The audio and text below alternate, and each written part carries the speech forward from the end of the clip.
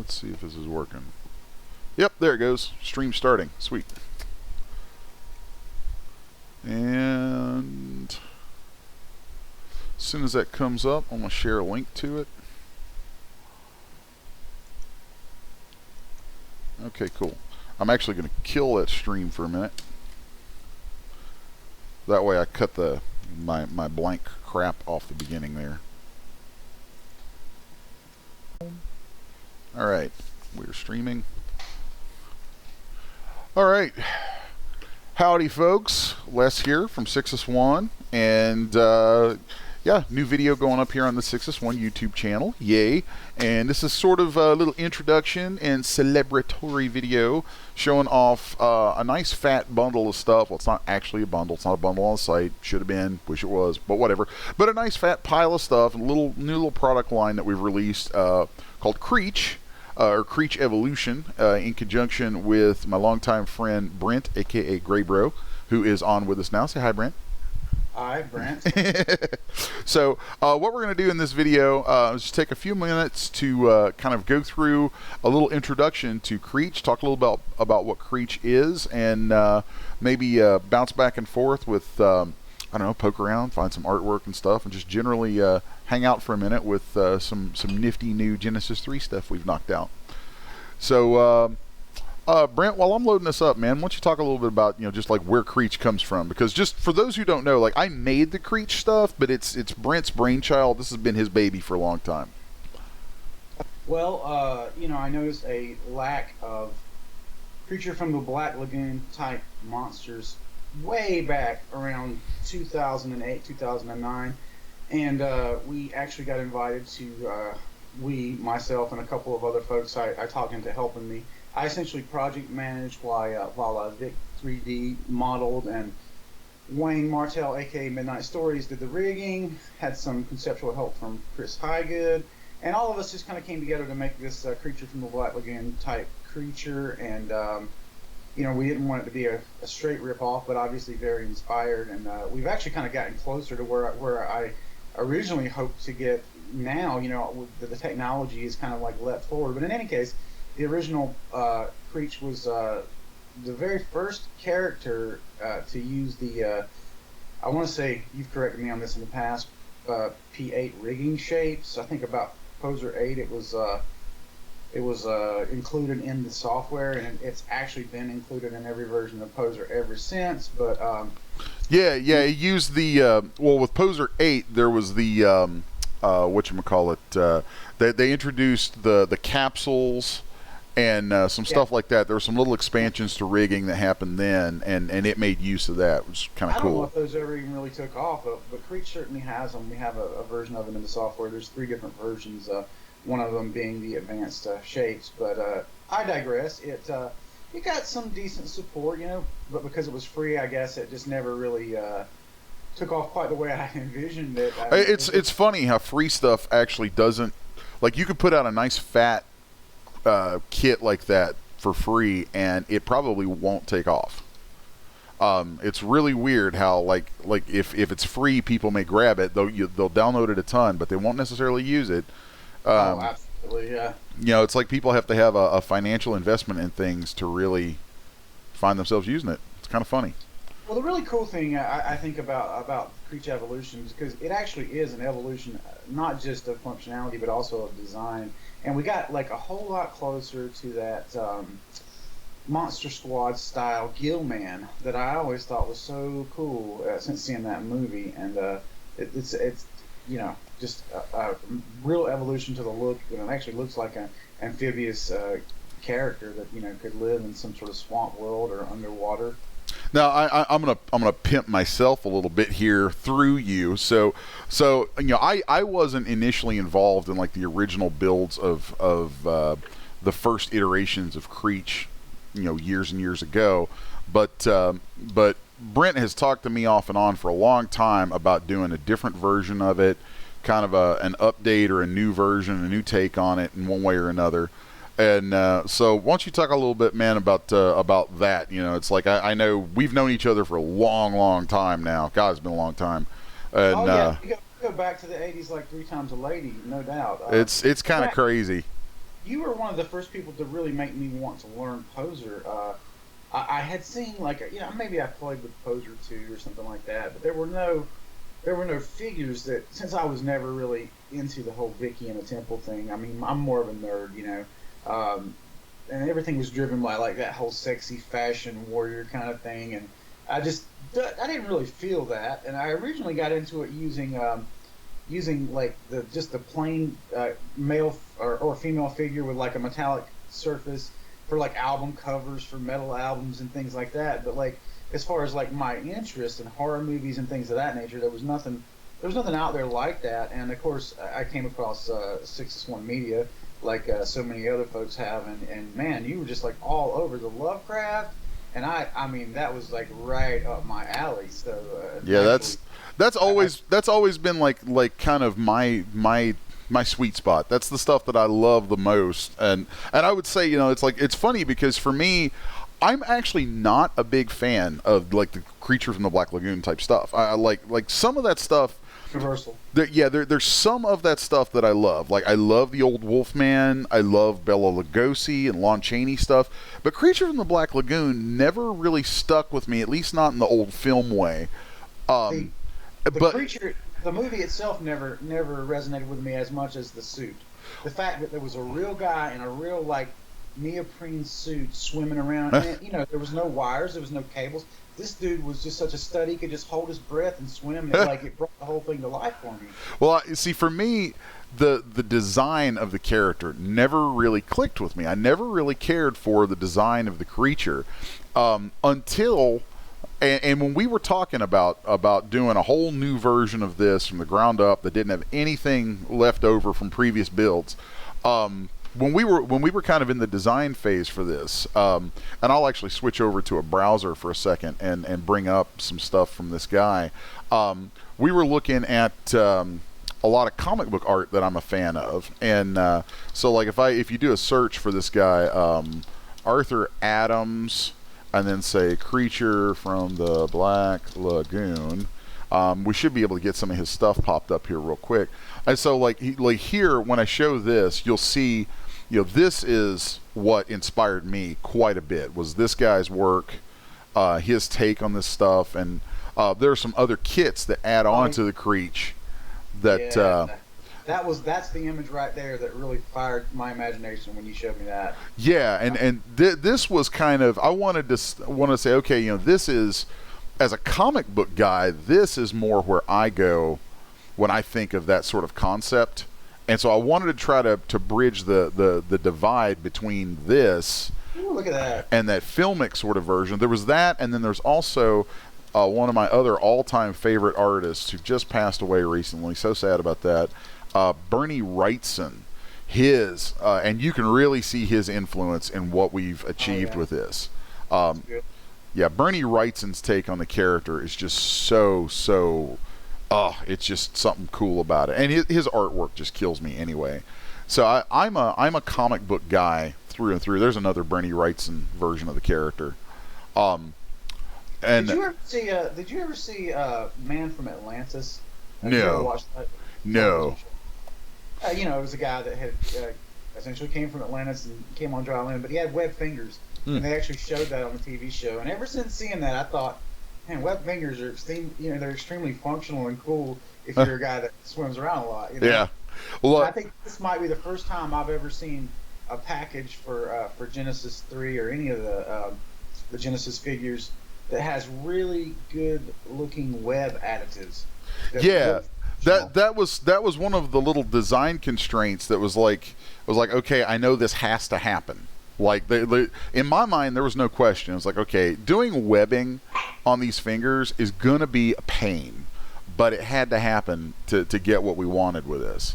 And here you can see, how that works. And of course, this is all using tons and tons of tricks with HD geometry beyond just what you see. Like there, you can find folks out there doing some pretty nifty looking kits here and there that take the HD plugins that Daz has for us developers, are taking them and like subdividing up and sculpting and doing some cool stuff on the surface, and that's great. That's kind of the intended usage, but there's bells and whistles to it and ways to use it under the hood and ways to link things together with rigging and stuff that are kind of I like to think of them as kind of my own special voodoo, and we really put a lot into that with Creech.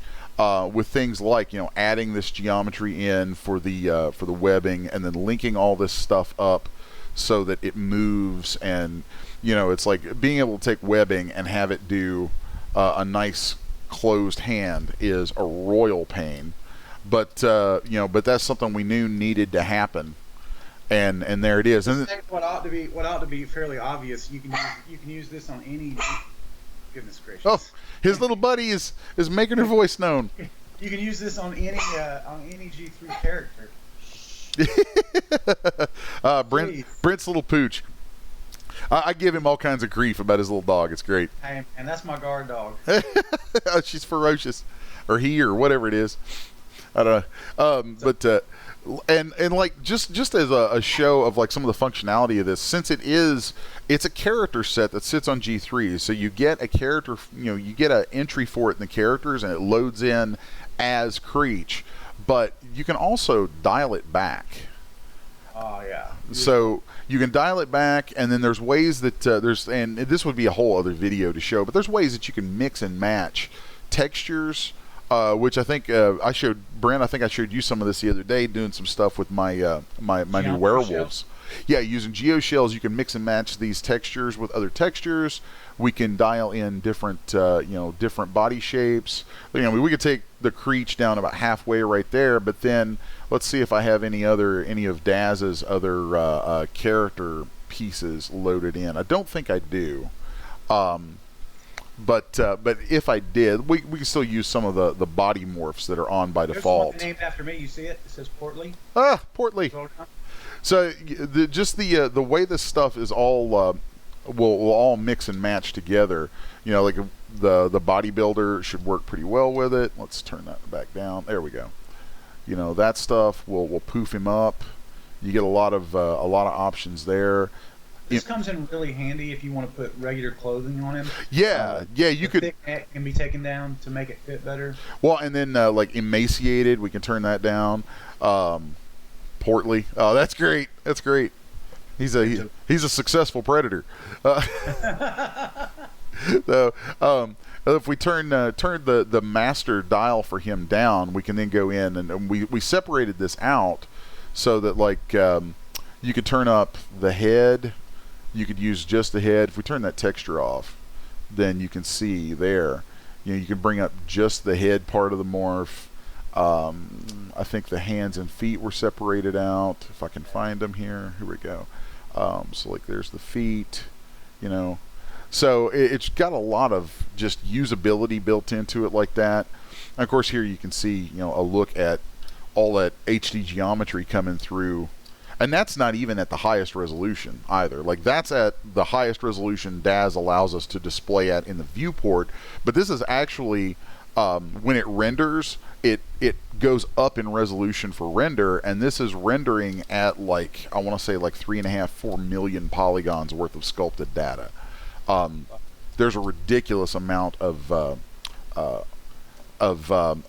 detail put into that. Now I just switched over to the iRay viewport with my default settings, so that's going to take a second to cook in there, but you'll see a better representation of what he looks like when he renders when this kicks over. It's really quite cool. So and after I show that, then I'm going to switch off to the female. I'm going to bring the female in and show them together, and then maybe take a quick look at the two clothing kits that we just released for them. So there you see our guy. Pardon me. Right there in the default viewport render settings of Daz with iRay. Hey, why don't you share how you can mix and match the usage of those fins if you wanted like a Oh hidden, yeah. you want the back fins or whatever? Yeah, yeah, yeah. The Pretty cool. so with this guy, we included some material settings that will do perform a few functions. Like there's a whole different set of materials in here that will hide and remove different parts of the fins. So like if we uh, come here, come on, let's grab that. There we go. So there we're hiding the back fin, or we can bring that back up. And the same functionality is there for all the other fin elements, and everything you see, all the functionalities in this, every piece of it is there for both the male and the female. So it's a complete set across both of those. See the back fins. I like how there's different levels of them, and those can individually be hidden as well. Oh yeah, If you, yeah. That was some neat stuff to do. So like we click there, you can see the lower ones go away, and it's kind of cool because it gives you this way of customizing the guy, and like you add mix and match different fins. You can mix and match different Genesis body types onto him. Like if I had, well, I don't have those loaded. I should have had those loaded. I'm sorry about that, but those different kind of body types and things will work really well on it. Actually, I think let me see. you have the tune loaded because that looks really cute. Oh, I don't think I have the tune stuff loaded right now. But let's go in and grab just some clothing, just for a laugh, because this will be really funny. So let's just see Genesis 3 male. I think there's just some default clothing in here. Or here's a good one. Here's a good one. Okay, there's a set of clothing that Daz has called Crimson Seas. I have this. I love this And this is really cool. So let's just drag and drop that whole outfit on him. Okay, there's a load all for it. And it's going to take a second to cook because I have iRay up and running. But this is fun. This is some cool stuff. So la la la la la, it's loading, and yeah, I think didn't the new Pirates movie come out this weekend? Oh my god, it was so good. It was way better than the last sequel. Cool. I mean, I liked the last one, but it wasn't. It definitely was not where you want them to be. So Yeah, they brought everybody back in this one, so that was great. oh really? They got Orlando Bloom's back in it? Yep. Keira Knightley, all of them. Oh, good, because that was a big part of what was missing from the last ones. Like the last one, it seemed like they thought they could just move it on just the strength of Jack Sparrow, and as cool. They brought it home this time. They really did. As cool as the Jack Sparrow character is, he can't just carry a movie by himself. It's like the character's fun, but it's also a thin character. Just there's not a lot of depth to Jack Sparrow. And in fact, the fact that there's not a lot of depth to him is part of what makes him who he is. What do you mean? So, Drunk, slurred, falling all over the place, pretty much. so here I've got this clothing loaded on. Now, when I load this on, these fins and things are going to poke through it. I might want to kick this out of iRay for a minute, actually, just so it moves a little faster. Although, maybe not. Here, let's grab those fins, and let's just pop back over to my my settings on the fins, and we'll just start hiding these. So let's hide the ones on the calves. Let's hide the let's see, lateral fins, and It just occurred to me, completely unrelated to Creech Evolutions, but you made a pirate outfit for the original Creech that I don't think was ever even really released, but it was certainly very cool looking. I've thought about that recently. It's like, man, we need to repurpose that and toss that out there for this guy. Yeah, because it was very cool. It had like custom pants and a saber, and it was quite complete. So then from there, like we just grab a hold of him and go into the Daz, the full body morphs. We can turn up emaciated a little bit, and it should shrink him back just a little bit from the clothes. I mean, as with anything that's auto-fitting, you're going to have little problems that can happen sometimes. And then another trick you can do, like I can see his toes kind of poking through a little. You take that off. Yeah, you could go into the into your scene tab and just hide those toes, which is pretty cool. Oh, hey, we've actually got people in the live chat. I did not realize that. That's cool. You actually have the built-in ability to just take that morph off. Just take the unless you're using the full body morph. Well, right now it's in there with the default character setup, so it is going to be on. So yeah, that's cool. There's actually 3. In theory, you could rebuild the character with the individual morphs as opposed to the full body morph, and then you just turn the toes off and Yeah, the feet off. actually, we could do that right now. We could come in here and let's go to currently used on this guy, and we'll just crank this down. Actually, let's just restore all, and then we'll crank it down so it goes back to human. And come on. It's funny. It reminds me. There's a really obscure Queen song called "Back to Human." That's a great title. Yeah. It was off the same album as Radio Gaga. This guy would make a great villain for one of the Pirates films. Yeah. So then let's turn up. Bill Nye for you. Let's turn up that head. The so-called science guy. Oh yeah, I know. God, don't even get me started on that dude. Bill Nye the actor. Such a joke. There we go. So there we got the head and the hands brought back in, and the other stuff. I mean, the texture carries it enough so that you can dial the other stuff out and let that let the body kind of sit there underneath clothing, and it really brings a lot of use to it. So that's a functionality that I really dig. The Davy Jones character, the way the mouth looks right here, Yeah, there's definitely some of that there, and I've got a couple ideas for things I might want to actually add on to this.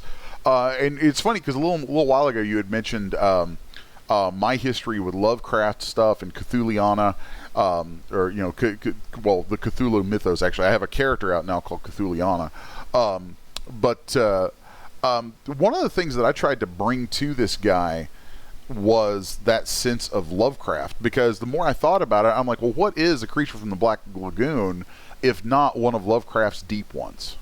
Dagon.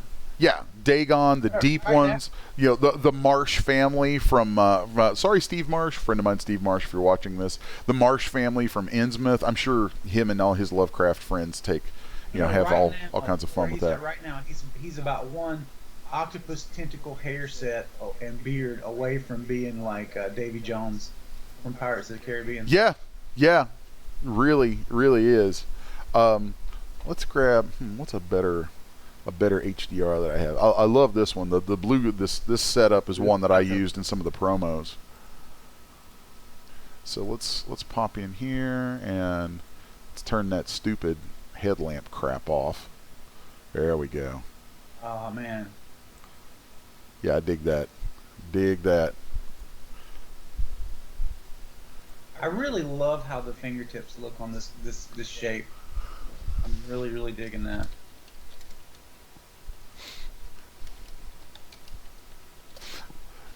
Oh man, let's throw a real camera out there so I can set up some depth of field on that, and then once we got that, we'll throw the female in there with it and have something kind of funky. We got a couple more people popping on the chat. Weird. I did not expect to have anybody actually respond to my little link. I don't think I shared a link. Did I? Did I share a link? Guys in the chat, type something there. Let me know if I shared the link. And if I didn't share the link and you came here, I don't know how you found it. But either way, share the link. Share the link. Spread the love. My friend Jason's like, 2 shows in one day? Well, this isn't really a show. This is more of just a general hangout. I'm not actually teaching anything here. For those who don't know, I do weekly seminars for CG Bytes. Great place to take your content and all that kind of stuff. Really cool store. Good people try to help you out a lot. And I do a weekly seminar for them through their YouTube channels for CG Bytes. And today is the day of that. We just happen to also have this big product release for Sixus1, and I thought, man, I got Brent on here. Let's just hang out for a little bit and show some stuff.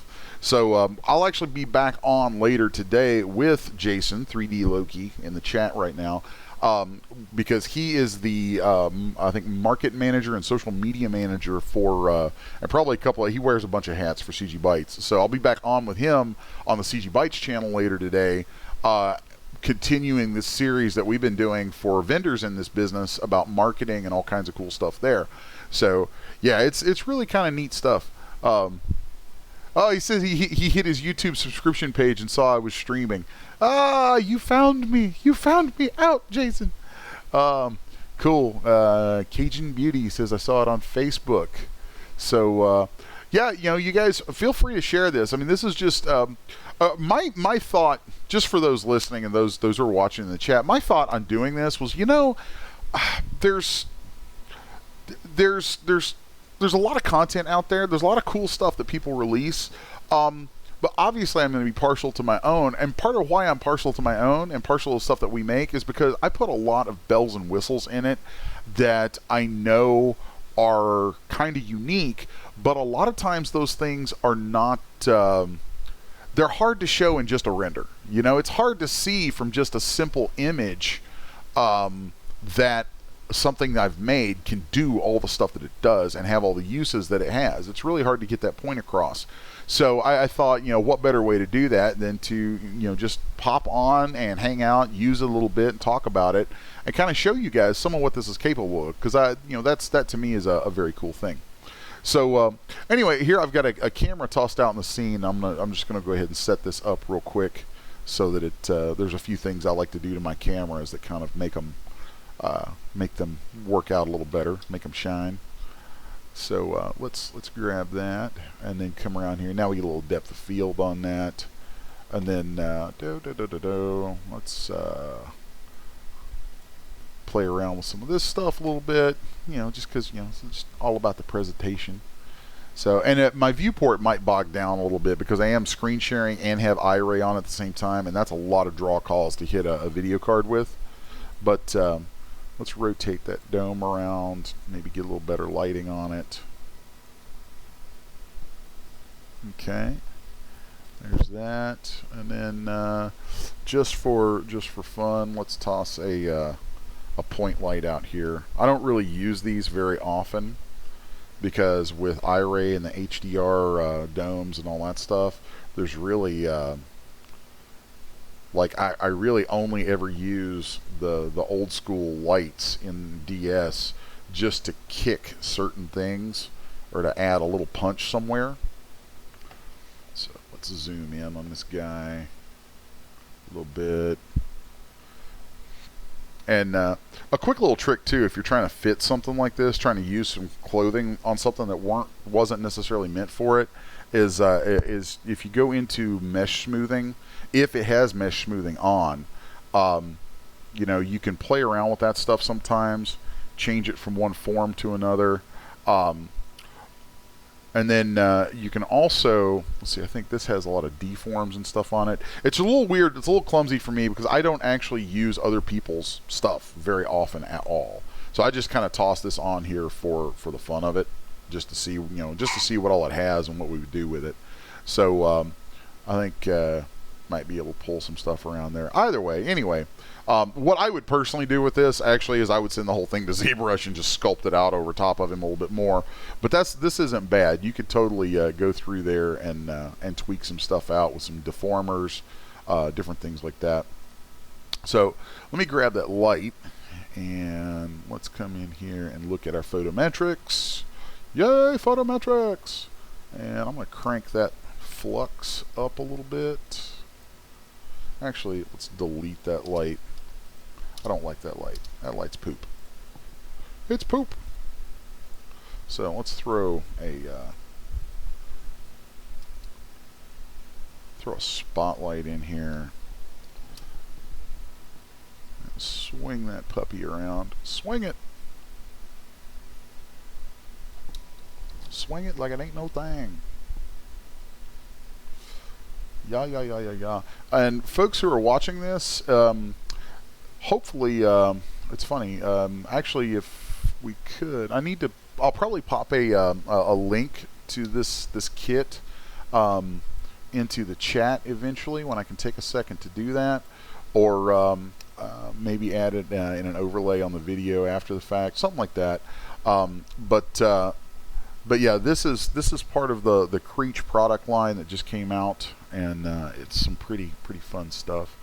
So let's take a look at the photometrics on that light, and I want to crank that up, and then we're gonna play around with these render settings a little bit. Right now, I'm just having some fun, guys. So there we go, and then let's really crank that thing up. Yeah, it's funny sometimes the way these things can work in here. There we go. You got to really crank those lumens high on old school lights inside DS when you're using iRay. There we go. Let's move that up. Now switch back to my camera. Now we should start getting something a little bit better there. I'll take a quick look at my render settings, crank up a couple things. Turn that up. And this is all just because I'm a fastidious little turd when it comes to this stuff. So I wonder if I have... Oh, well, duh. I screwed up my depth of field. Derp. That's why he's blurry. He's blurry because somebody doesn't know how to use the damn camera. There we go. That's sexier now. Getting there. Should be. What happened? Oh, yeah, this is magical. So, anyway, here we got our little guy. Yay. And, now we got, yeah, iRay's trying to be a little bit of a turd on me right now. I'm not happy about that. Let's swap out for a different setting and just see what we get with that. See if it helps any. Let's take him to the river. Oh, come on, bring in that river HDI. So, this being the male creech, here in just a moment, I'm going to load up the female with him, and that's going to be some cool stuff. Oh, thanks, Jason. Yeah, Jason tossed the links into the chat for me there. That's really cool. I appreciate that, dude. Let's fix some of this tone mapping business from my preset. So yeah, I do think that it's going to stay kind of blurry in the on-screen preview just because of the screen share and all that. And, you know, it happens. These things happen. It's okay. So let's pop back out to my perspective camera. Let's turn all this fun stuff off. There we go. And let's just grab him and shove old dude out of the way for a minute. I said shove him out of the way. Go away. There you go. Get out of the spotlight, man. It's her time. It's her time to shine. So let's grab the female. Female. You still with me there, Brent? I sure am. I love how you included the sassy pose with the the female when she loads in. Oh, yeah. She's like, bitch, please. No, she doesn't come in with it. I must still have the alpha files on this. Yeah. No, the default's always going to come in with the T-pose. But let's switch out to iRay on her for a second. Yeah, we'll give her just a minute to pop in there. I'm going to kick those clothes off the guy just because it's like, yeah, damn it, I'm showing him, not the clothes. They're cool clothes. It's actually a really cool clothing set. Whoever made that. I don't even remember now. So, there's my fins. And let's grab all that. And all that can go away. Go away. Before I have to taunt you a second time. And let's see. Didn't we put some poses in with her? Yes, we did. Oh, no, that's from another kit there. Okay, then we're going to show that stuff here in just a second. So let's turn off iRay because I'm getting tired of waiting on that. And that completely, it's completely killing my buzz, man. Killing my buzz, iRay. Yep, it's dragging me down. And you know, guys, the real solution to that problem is to help me sell more so I can afford a better video card, because I know you guys don't like watching that.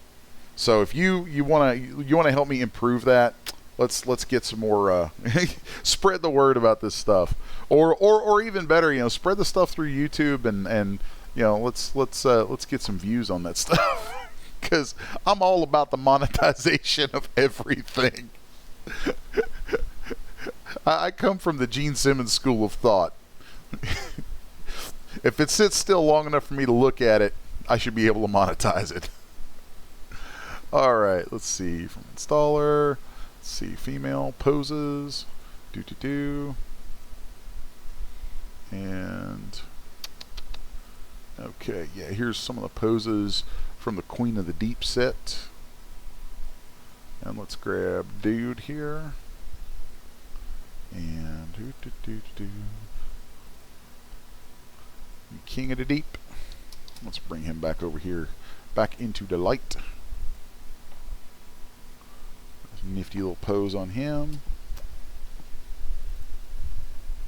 I'll just scoot him back a bit. Swing this around. Now let's take a look at the King of the Deep clothing set. And now let's kill that stupid light. That light's angering me. There we go. So there you got the male and the female out there in the scene together, being all sassy. Got their business going. Let's restore her. And like I said with him, she has the exact same feature set. And yeah, that was actually a neat challenge, but kind of nifty stuff, being able to kind of have those two characters have all the same features like that. So let's go into the clothing. These are two clothing kits that dropped alongside the base male and female Creech releases. So Queen of the Deep, let's see, here we go. Queen of the Deep, aha. Queen of the Deep outfit. And let's load all that on there. All the sexy goodness. Come on, baby. Get some tentacles going. Yeah. So I really love the headpiece on this. I was very, very pleased with that. So that's designed to have the fin hidden, right? When you use that. No, actually, it latches right into the fin. It should have, unless I could be using an alpha file here actually.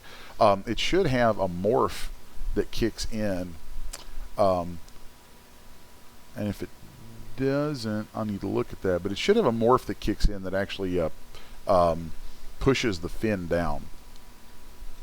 I remember seeing that. Yeah, that should be in there. If it's not there, I know that it's in there in the final release.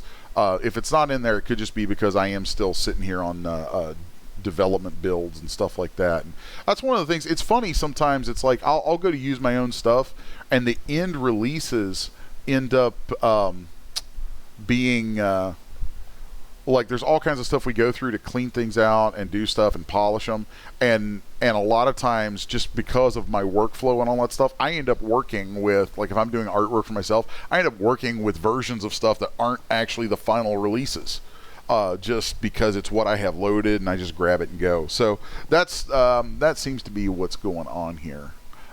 Shouldn't be a big deal though.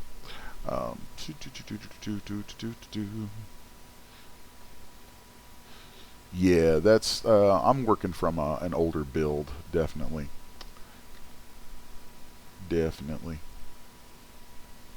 Oh, wait a minute. No, I'm not. There's a hole right there. Duh, that's what I'm thinking.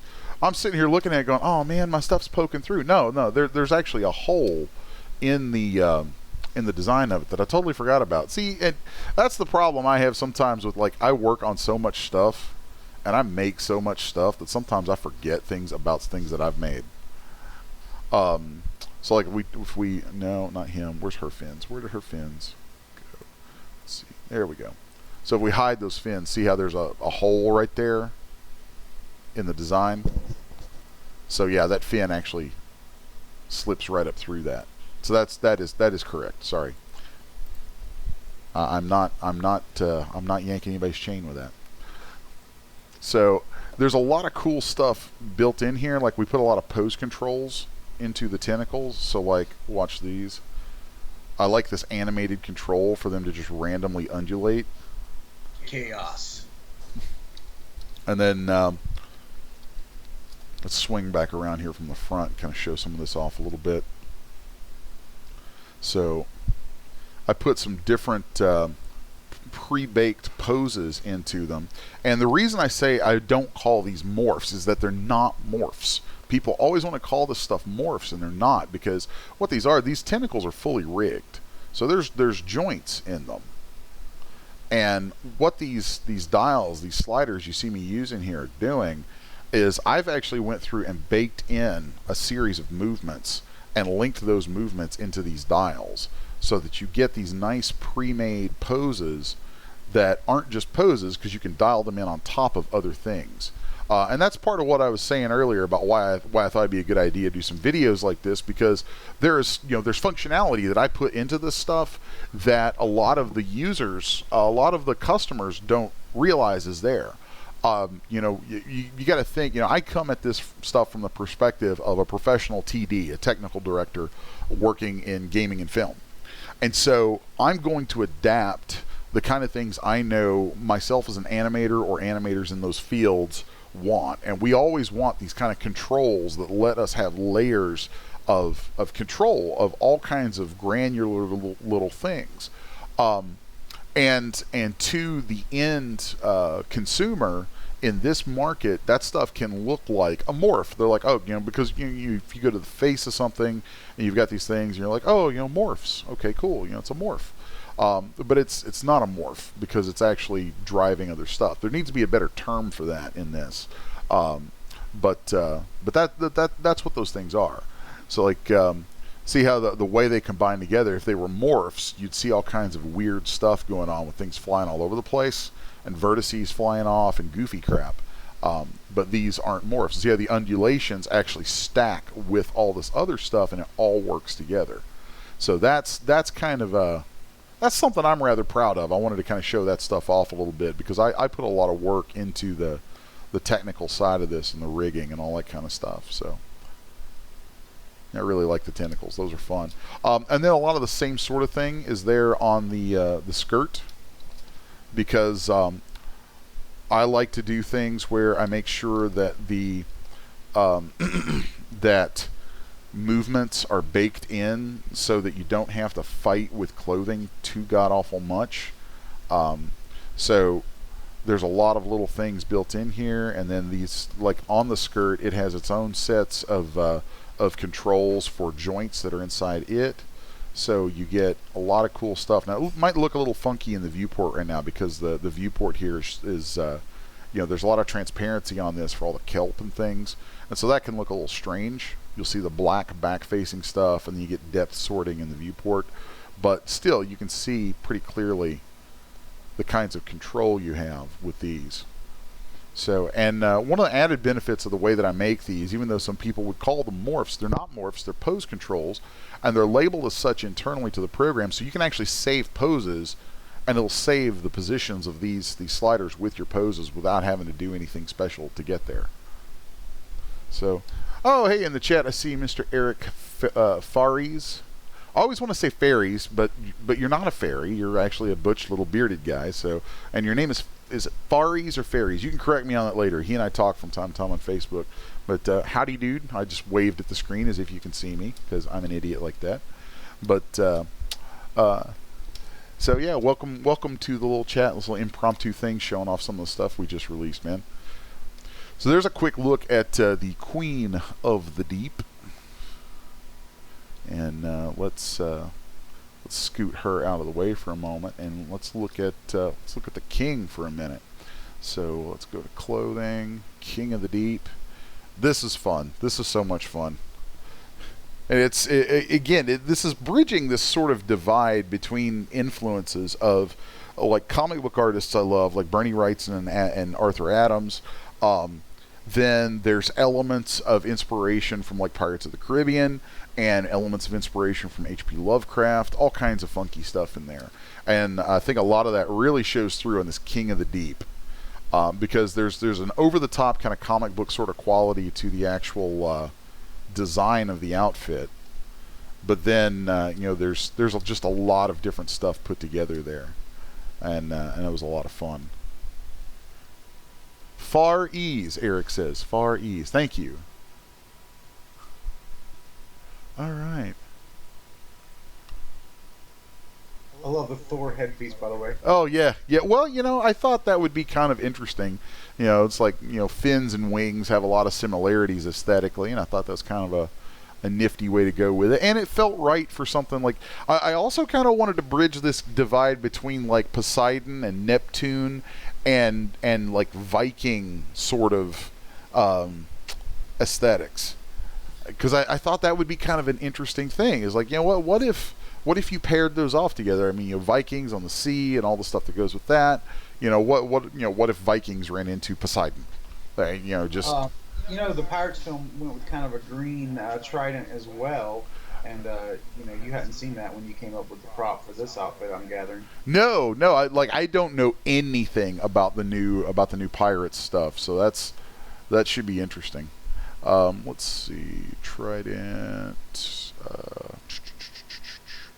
There we go, trident right. So there's his trident. But you know, I can't blame anybody because the trident is so ubiquitous to, you know, to oceanic stuff and, you know, the Neptune, Poseidon stuff and all that kind of thing. So it's really just sort of part of the deal. Let's turn on iRay for a second because there's also some nifty stuff going on in the materials here. There's some glow. I used the Substance Suite from Algorithmic to add in some glow maps and different kinds of stuff going on with that. It's pretty nifty. So, Reggie Hicks popped in. I know Reggie from some of the stuff that I do with the CG Bytes stuff. So cool. See some familiar faces popping into the chat. That's kind of nifty. So how you doing there, man? Give this a second to bake. It'll probably still be blurry on screen because I'm screen sharing and all that cool stuff. But so, dude, anything else you want to talk about on the Creech stuff? I think we kind of walked through a lot of the nuts and bolts of it. Yeah, that covers quite a bit of it. I know I've touched on a lot of different functionality in it. Let's see. Eric Faries says, been meaning to go back into your vids and see some modeling being done. I love watching artists model from scratch, as I used to be into 3D.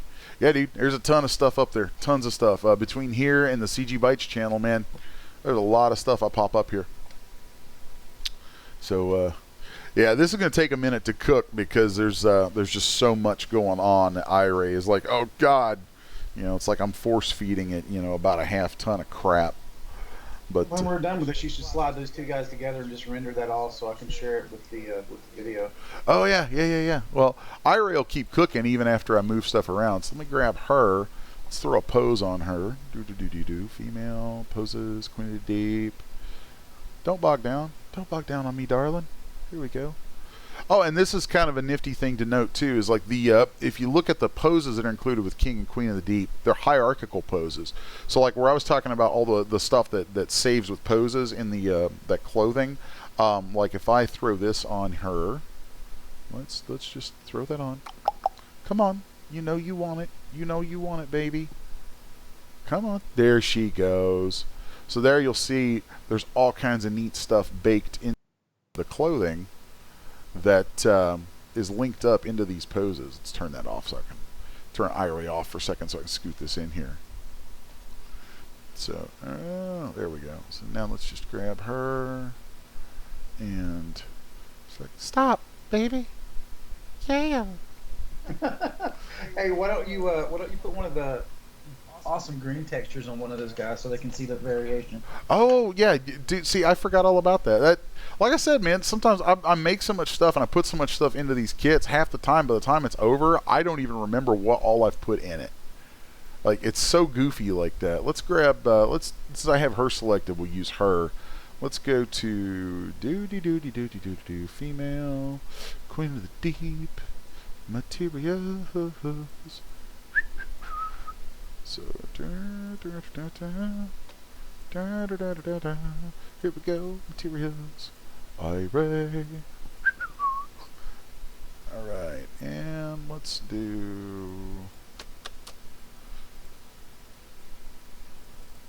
take her to green, and then let's also do her fins to green with that. Let's grab the fins, there we go. And then I want to change the render size on this just because.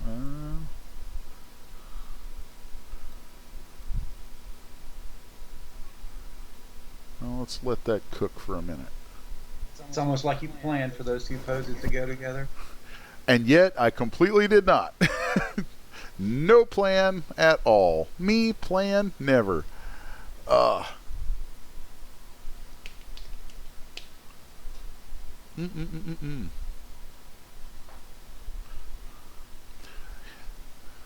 It's kind of cool. I like that Eric Fares popped in. I know Eric from comic book stuff. He's a great comic book artist, cartoonist who does a lot of tutorials and things like that.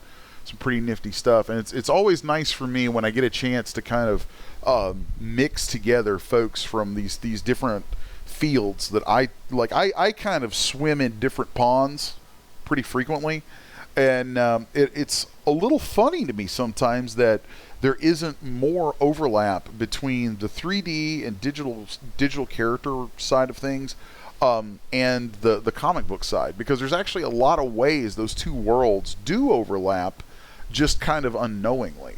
I guess this could be a nice previs for your Creech comic book cover. Yeah, you could totally tweak some stuff out with that. I mean, I would adjust the camera angle a little bit, and I play around with a few different things, but it's kind of a cool thing as a comic book artist. Like for me, I'm kind of in a unique position as an artist sometimes because I do comics, but I also do 3D, and as such, I will a lot of times do a 3D version of my comic book characters before I ever draw them like in a regular sort of way or a frequent way. And what happens with that is I can use the 3D stuff both as a design base to really get good grounded designs for what I'm going to do two-dimensionally, and then I can also, if I rig the stuff out, which I almost always do, then I can use it to drive poses and reference for myself.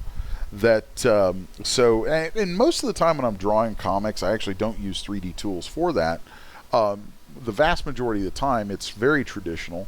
But if I get bogged down and I have a deadline, or I'm on some kind of a time crunch and I get bogged down, if I have a 3D version of a character, then I can pop it in to any of the programs that I use and pose it and get that stuff worked out, much like having a mannequin in hand. So that is something that is really, really useful. And it surprises me that more comic book guys don't make use of this stuff the way. I know a few who do, but I'm always surprised that there aren't more. So Irie's still going to be kind of poopy trying to bake this down while I'm screen sharing and streaming. So that's kind of the caveat there. But I could save that and do a nice render with it possibly, or let's just take the size down on that and see if I can run one while I'm on here. And if I crash, that's only because my video card is garbage, and it might decide to get poopy on me. So let's just squeeze that camera a little bit, and then we'll tweak the pose just a touch. Let's grab his head. Once it's in there, then we'll grab some things and move it around a little bit. Just connect the eye lines. I think that's something a lot of folks in 3D don't think about enough, especially in Poser and Daz Studio in their artwork, is connecting those eye lines. You lose a lot of life from things if the eye lines don't match up, or don't at least try to. And sometimes you gotta twist stuff around and torque things just to get that. Now, I'm not sure on the King after as far as the release version, but at one point weren't there some expressions included? No, actually, but there's a what I've done is there are a lot of native expressions built into the Daz Genesis 3 figures. And the way that those work, again, those aren't actually morphs. They look and feel like morphs to the user, but they're actually based on joints that are in there. And so the thing is, though, when you change shapes really dramatically over those joints, a lot of those expressions can end up being broken. And what I've done is I've added in morphs that correct those and do all kinds of neat things to actually make the original expressions and make Genesis stuff still work with these guys. So they don't have their own expressions per se, but what they have is a high degree of functionality with the actual Genesis expressions, which to me is actually a much more valuable thing, because then that also means that other Genesis-based expressions and things, and facial poses will work through this setup. Whereas, if it's just a sculpt on top of it, there's a lot of ways you can really screw that up badly. So, see in the chat, Loki said, if your card is garbage, why wouldn't iRay switch over to CPU rendering, saying the scene's just too heavy? Dude, I keep mine set up so that it doesn't do that. I don't like it when it switches over to CPU, because I do a lot of tasks at the same time. So I could be rendering and off in another program doing something, and if it switches to CPU, the CPU is going to hit that other program, and it can cause all kinds of goofy crap to happen. So I tend to just kind of leave it alone and keep it throttled down to just the video card. So hey, last quick question on the female. Didn't she have one extra morph to make a more human mouth, like to sort of humanize the upper lip or something like that? She might. I know at one point we talked about that. I think I even had that in there on something. I'll have to look and see though, because I thought I might have taken it out.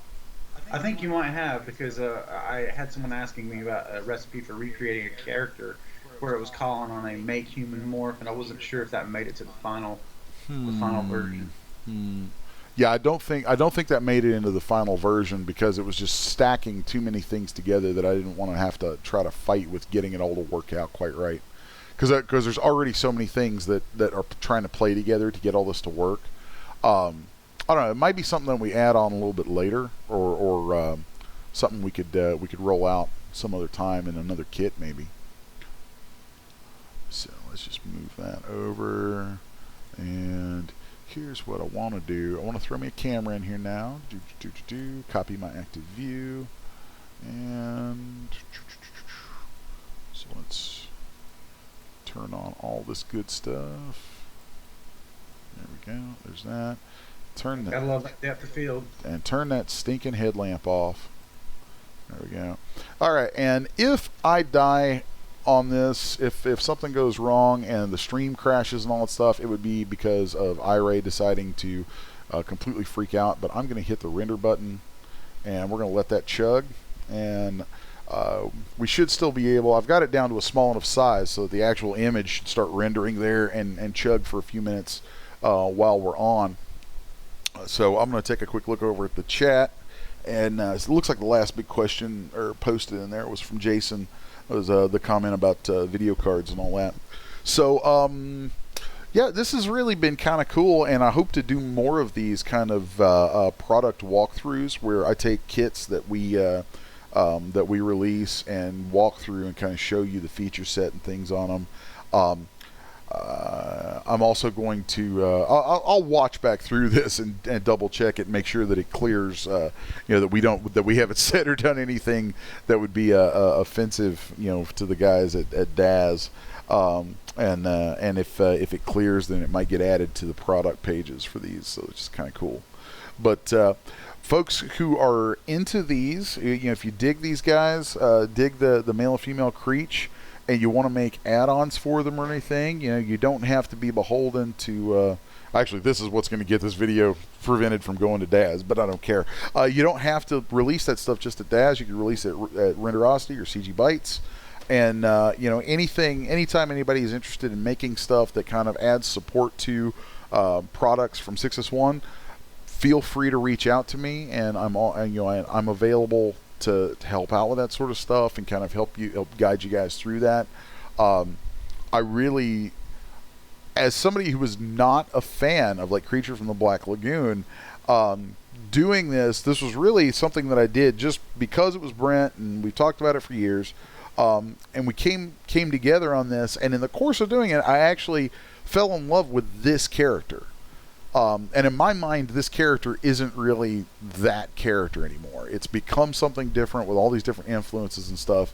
And the neat thing about that is, it's like now we've combined all our influences together into this thing, and I'm really anxious to see what other people are going to do with it when they get a hold of it. I know what some people are going to do with it, and you should all be ashamed of yourselves. But but but for the rest of us, I'm really curious to see where it goes. So, this render is probably going to chug for a little bit. So I don't know if I would necessarily want to keep streaming during that, but if it doesn't kick up here soon, where we get something to look at, then I'll just tack it onto the video or something at the end, or add it in some way, so that you folks can see the end result there. And actually, in the meantime, since I haven't shown any really pretty stuff, let's pop over to my my promo artwork folder. Yay! So let's go. Choo. Oh my God, so many things in my promo artwork folder, you guys. So much stuff. I make more stuff than I should. So let's take here's a shot I absolutely adore. If we can just, everything's bogged down because there's rendering rolling. Let's just cancel that render. It's going to take too long. That's just not magical enough. That's not doing it for me.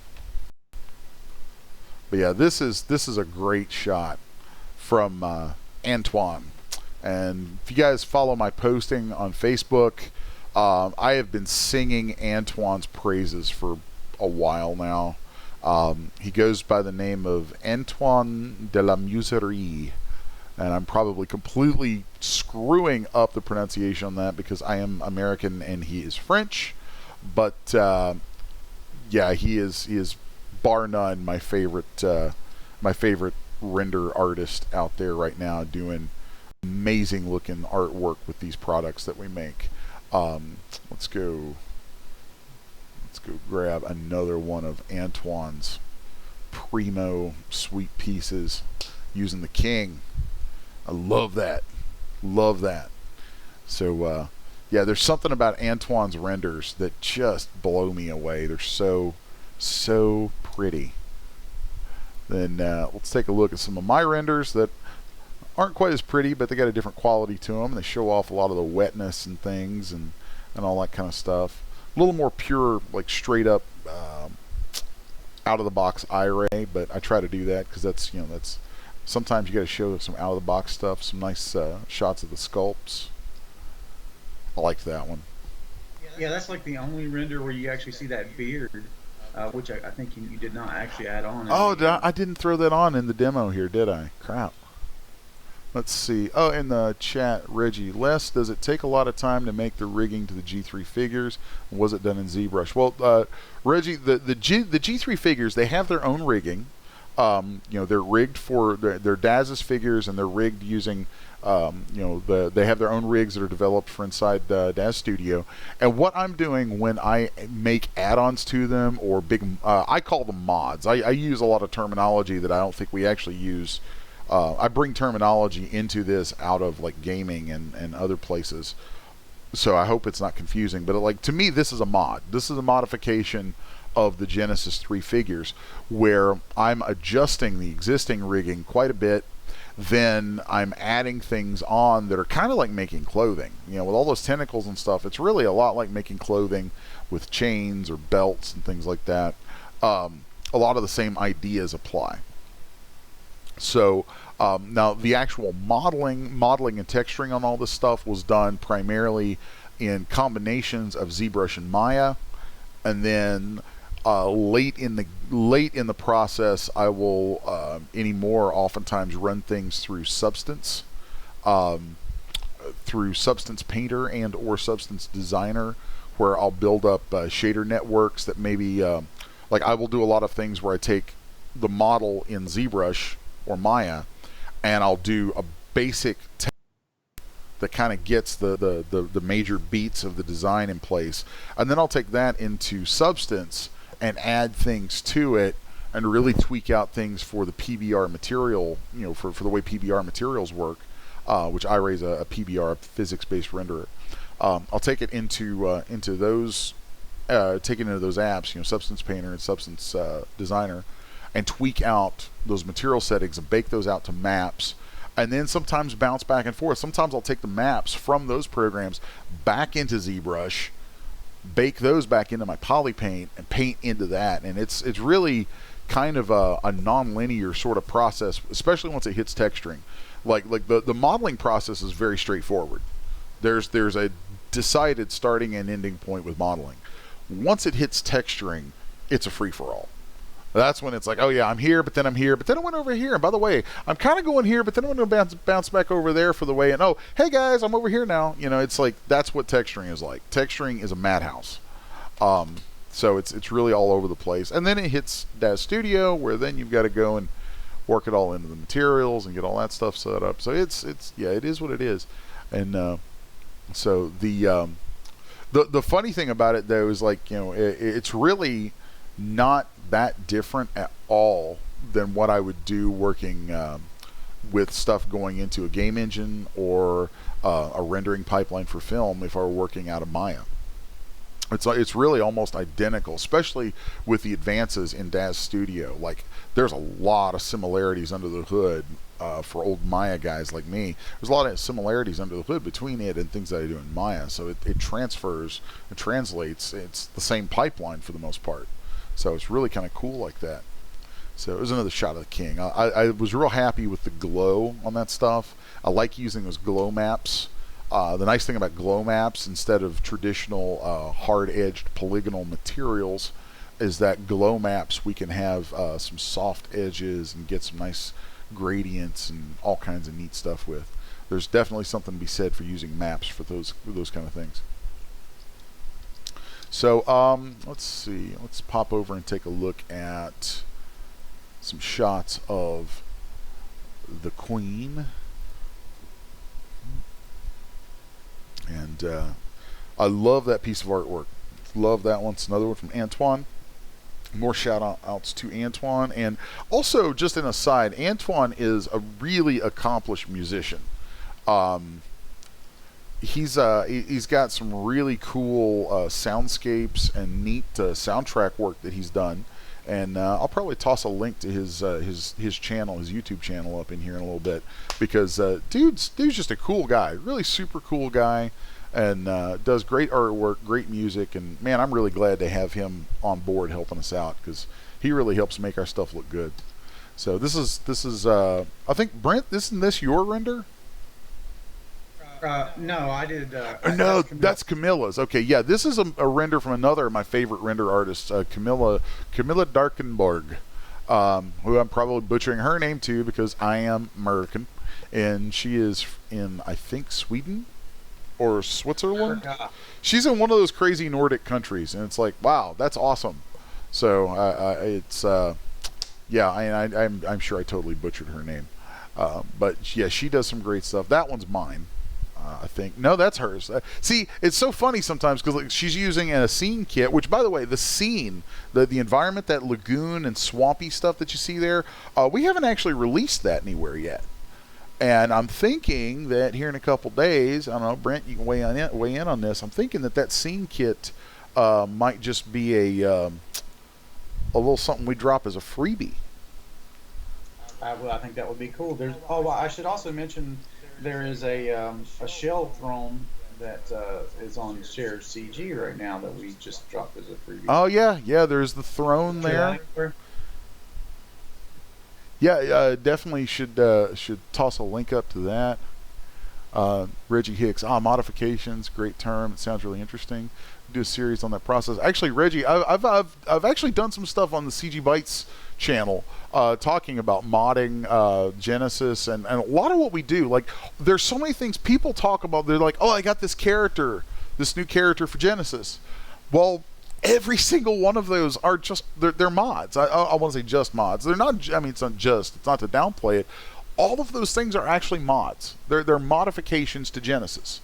They're, it's like it's sculpted a shape, it's tweaked out the rigging in some way, or it's done a bunch of stuff that adds on to it, and then you buy it, and that stuff gets pushed into Genesis when you load it in, if it's all been built and saved correctly. So really, what all of this stuff is, at its core, if it's directly on the figure, then it's a mod in my lexicon for it. It's a mod, and then you have clothing. And then you have other things that are really a lot like clothing. I mean, like these fins aren't clothing, but they act like clothing. They function the same way.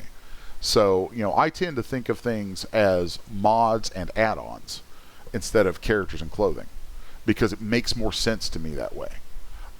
Now, and what's funny is like when I'm talking to guys at DAZ who I work with on a regular basis on all kinds of goofy stuff. When I'm talking to them, I think this is Brent's render. When I'm talking to the guys at DAZ about stuff, and I say, yeah, I'm doing a mod for G3 Mail, they totally know what I'm talking about. If I say I'm doing an add-on, boom, they totally know what I'm talking about. So it's really kind of interesting how there's also, like on the back end of this stuff, a lot of us in the pro side of it understand this different lingo than what a lot of folks on the front end of it get, which conversely makes it kind of confusing sometimes when you're doing support for a product and all that, but it is what it is.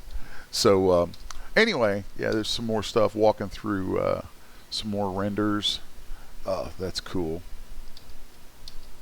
And I think that's from Antoine. And I see La Muserie in and I'm not even going to attempt a French accent on that dude. I'm not even going to attempt it. I probably could if I practiced, because I used to speak Russian actually, so I can do accents, but I'm going to butcher it. So I'll just go American with it. Antoine, if you're still in the chat, I saw you pop in there a second ago. If you're still in the chat, it looks like you combined some stuff together, some other shapes together with her on this. Looks like Catholiano, doesn't it? It could be. Well, that's the neat thing about this stuff sometimes. It's like sometimes you look at something and you're like, what all did they put together on that? So, but yeah, it's really neat. And if Antoine, if you're still there, if you could let me know, I think people would probably dig finding out what all was put together on that, because it's really nifty. So I'm going to move on, but if you comment on it, I'll go back to it. So let's see. Let's pop back up here to just the base kit images. I think there's a few images that I haven't shown anywhere else either. Now these, I think there's going to be more of mine. Like that's one of mine. Got kind of that old school film sort of look. Now that's Brent's image. That's cool. I like that with the gators. I love bloom, by the way. I love bloom in my renders.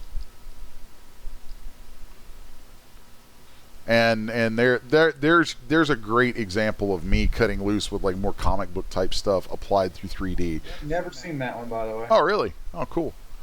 Yeah, this is very much a comic book cover type image, and I love applying that sort of thinking to what I do with this stuff.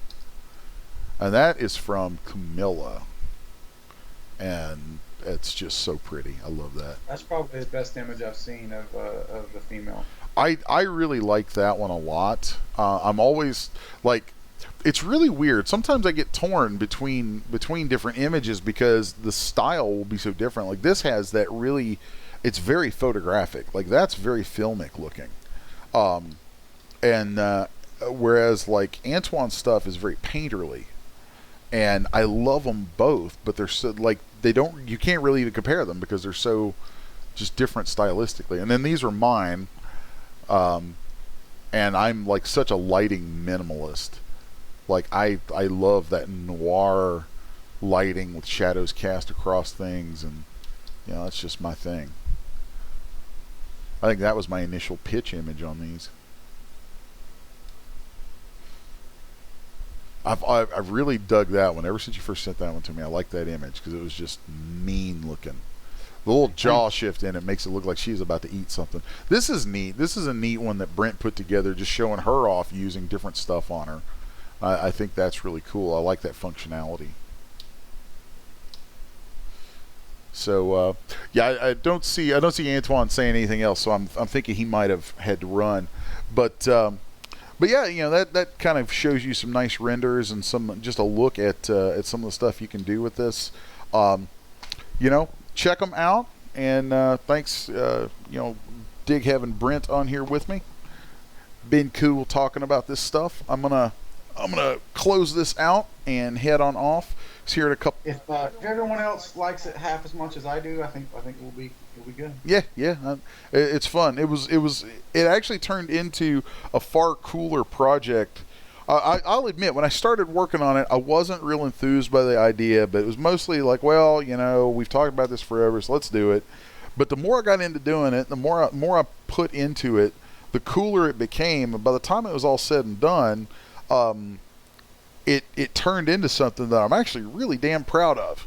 So it's funny how that happens sometimes. It's like not every project is something you necessarily think you want to do going in, but then you get into it and you're like, man, this is actually pretty damn cool. So and this was one of those. Pardon me. Keejin Beauty in the chat says, I would love to play with that. Well, it is available over at Daz, and I highly recommend folks going and checking that out.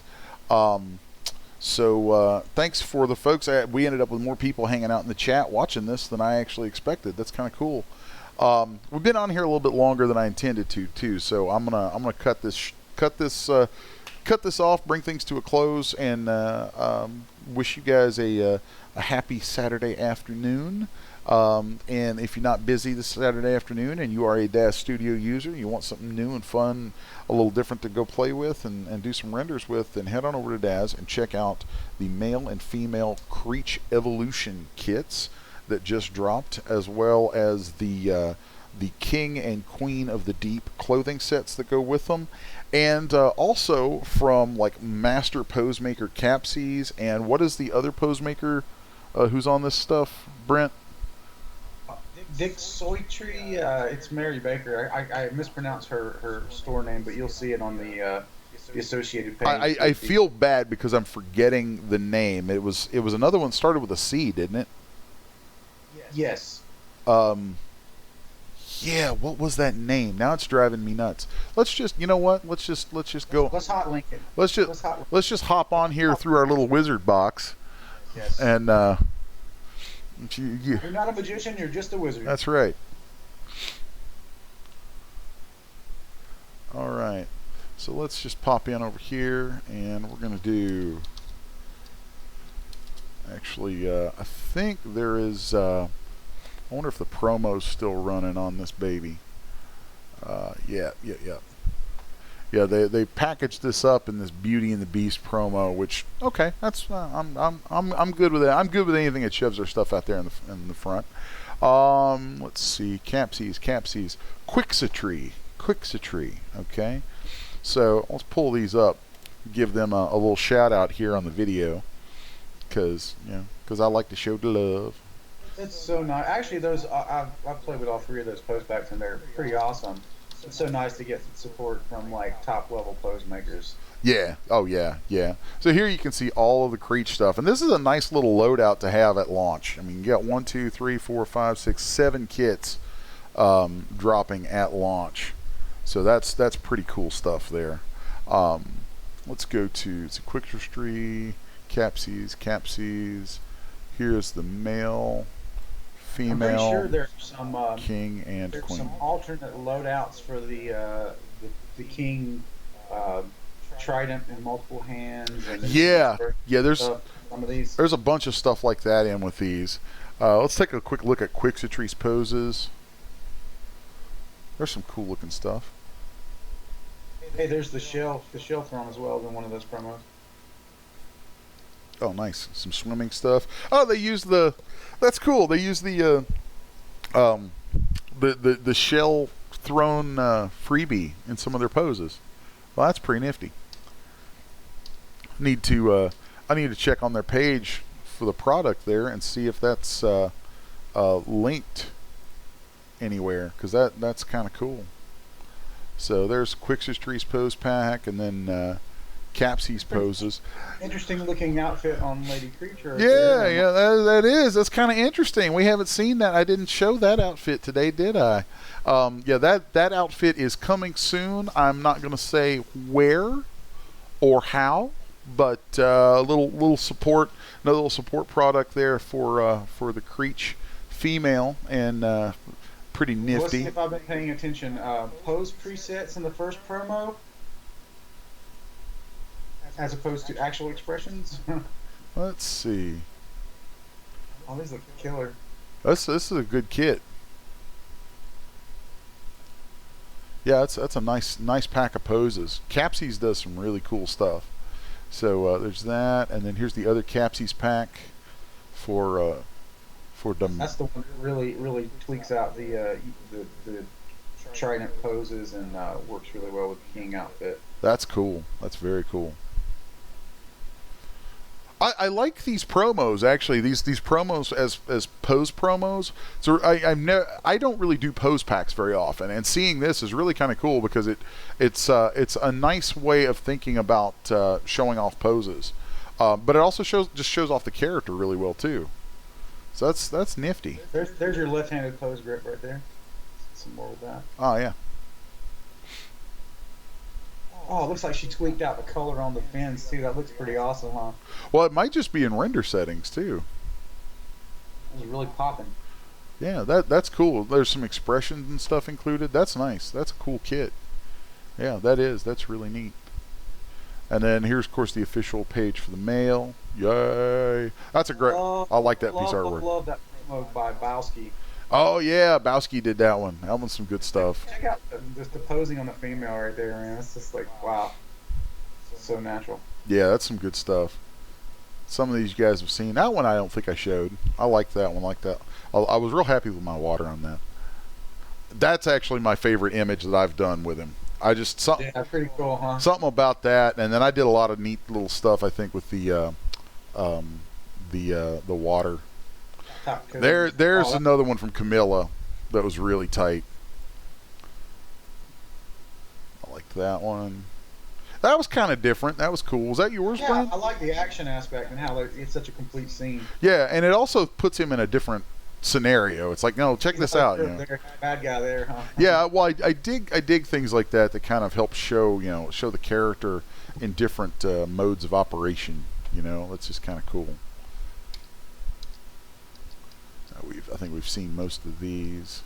Yeah, so notice this weekend there's the little extra coupon promotion that stacks on top of the. That's right. 36% off, so you can get. Sixus1 Media's Incredible Creatures. That's the promo they've got running this weekend. That's pretty nifty.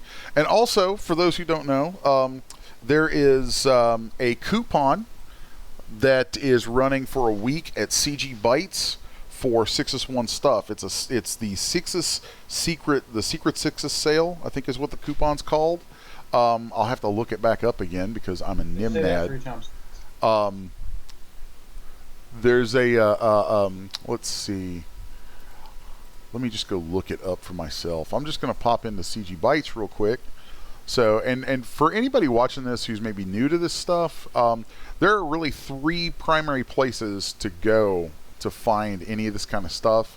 That's Daz3D.com, Renderosity.com, and CG Bytes, which is where I'm at right now.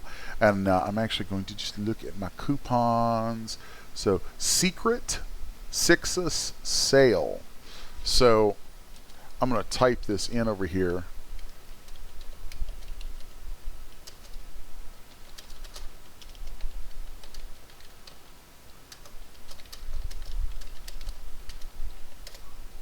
So, and that is for the first 100 customers.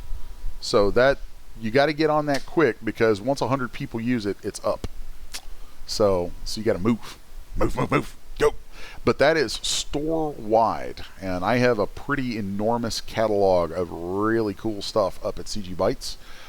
And so anybody watching this, if you're into this stuff, take that over there. You get a nice fat 40% discount on my stuff there. You get some great discounts with the Sixus1's Incredible Creatures discounts at Daz right now this weekend. And then also this weekend is a 50% off sale on all the stuff that I have at Renderosity. So it's kind of like Sixus1 Party Town this weekend, okay? And really part of why I'm doing that too, it's just kind of my way of throwing the doors wide open because also this weekend, I'm a busy guy this weekend, guys. I'm doing this right now. I've got the show coming up at 5 for CG Bytes.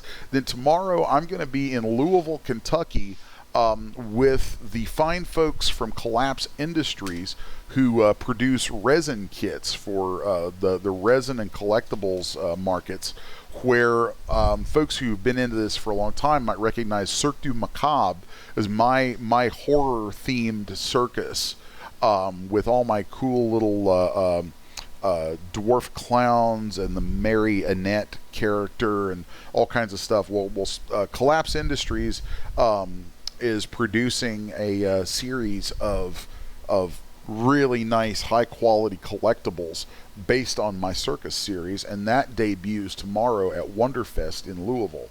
So I'm going to be down there supporting that. So it's a busy weekend for me, very busy. And just so you guys know, and he is in the chat right now, 3D Loki, Mr. Jason from CG Bytes, is going to be my special guest today on the CG Bytes content artist development or artist development live streams. So actually today's stream won't be technically live because we did pre-record it so that he could also still be available to moderate the chat and do all the other stuff he has to do during the show. But that'll be kind of cool. That's going to kick off at 5 o'clock. So, yeah, all kinds of crazy stuff going on. Yeah, I'm very busy, you guys. Very, very busy. So, yeah, so that I think that pretty much covers everything. Oh my God, I didn't even realize how much stuff I was going to get into talking about when I threw this open either. So wow, yeah, I was going to close this out 10 minutes ago, but we got into some other stuff. So anyway, yeah, thanks Brent, Mr. Graybro, folks who know him from the world of 3D content, Graybro, for hanging out with us today. Been a friend of mine for a long time, and kind of the brains behind conceptual brains and origins behind the Creech stuff. And so thank you for being here, and folks who ended up joining us in the live chat. Really dig having you guys with us. So be sure to check out the rest of my channel on YouTube, Sixus1 Media. Like, share, subscribe, all that cool stuff. You guys know the drill. Also, don't forget, 5 o'clock, CG Bytes live stream. Come back and check that out. This week's topic is going to be talking about social media with Jason, the social media and marketing director from CG Bytes. So, Brent, anything you want to drop on people before we close this out? Just go buy 2 copies of Creech and that's it. Two copies, one for you and one for your mama. All right. Well, guys, I am out of here. We will see y'all around. Remember, keep checking out Sixus1 stuff and making cool artwork. Thanks.